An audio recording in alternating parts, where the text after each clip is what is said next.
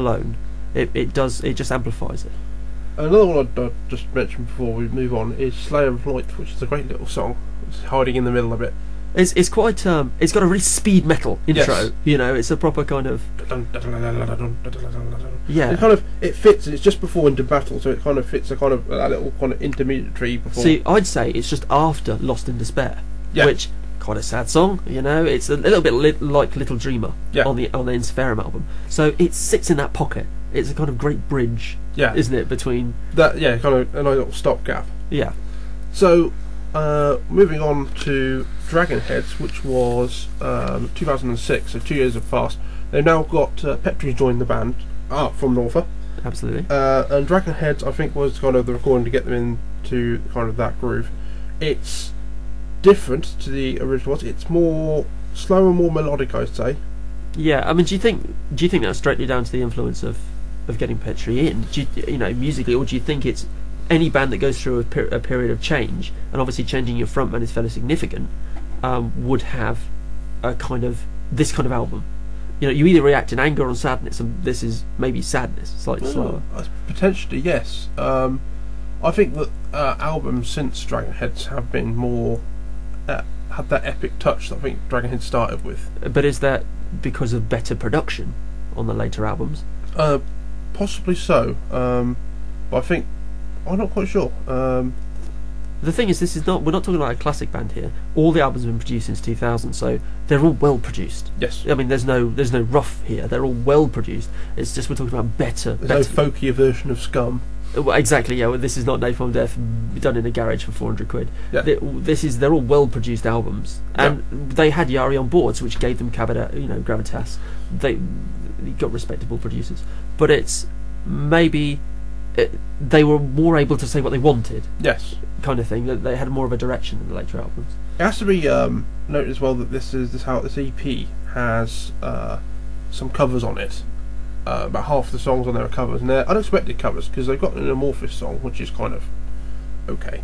I have to say I don't know much about Amorphis. Yeah, it's kind of nice. I mean, I suppose if you're in the scene, you kind of if you're into their scene, then it's great. It's great to see somebody doing this. I mean, like for example, when these guys covered, you know, Metallica. Yes, that's great. I mean, that's always a bit of a gamble because everybody knows it, everybody loves it, you know, and they didn't make it their own. No, you know, and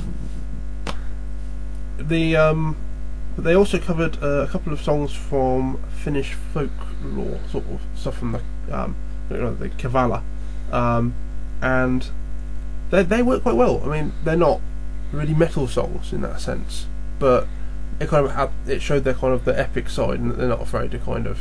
But this is the thing about Ensiferum that we've said before. They're very much a bridge between the metal and the folk, and the fact that you're taking something from their heritage and bringing it back. Maybe that's an attempt to kind of re-inject that folk side to show that they really are in touch. They can take something, and also the great thing about that is you're not running into legal issues by, you know, covering a Maiden song or something.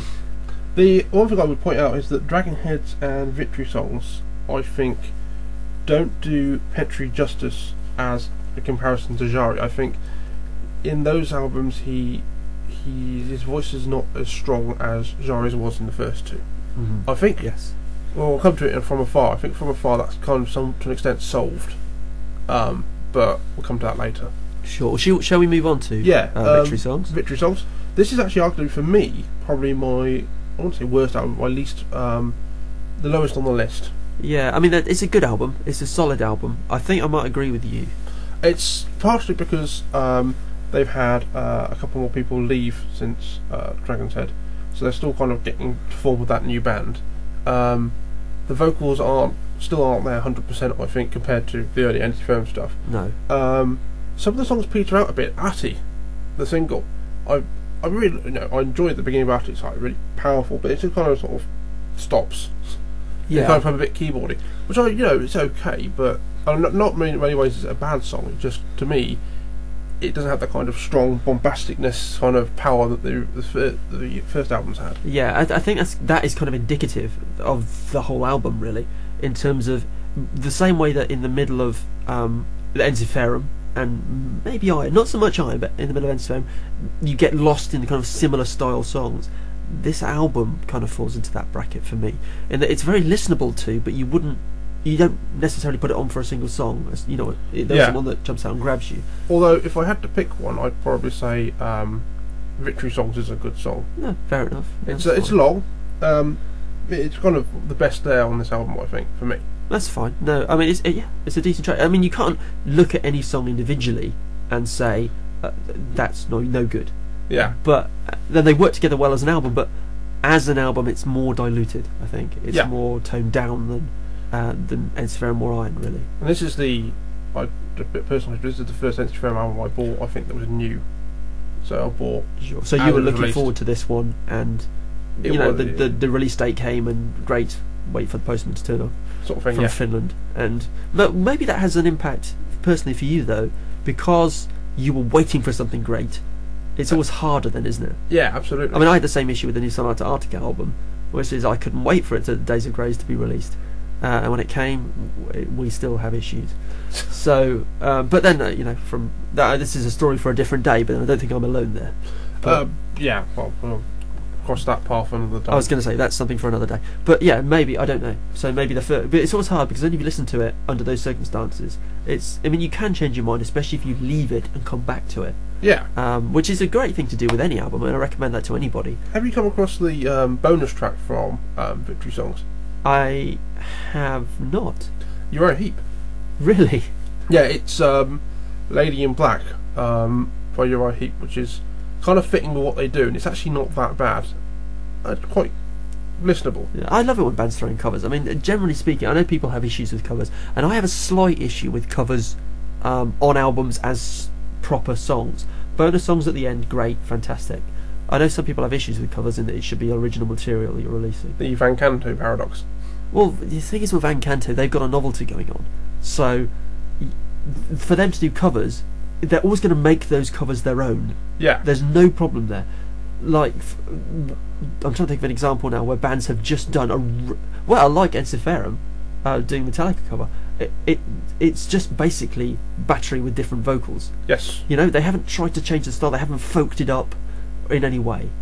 I would say for anyone who's try and track down any of the Kerrang, Iron Maiden, or Metallica or Pantera. Metal Hammer was Pantera. Yeah, it's high on Maiden. Well, I tell you what, if you're going to do that, you listen to the Metal Hammer cover of Hallowed Be Thy Name, because that is... Did I say Metal Hammer cover? You meant the Machine Head cover? The Machine Head cover, right. Sorry, of Hallowed Be Thy Name is the best cover of all time. I mean, they didn't...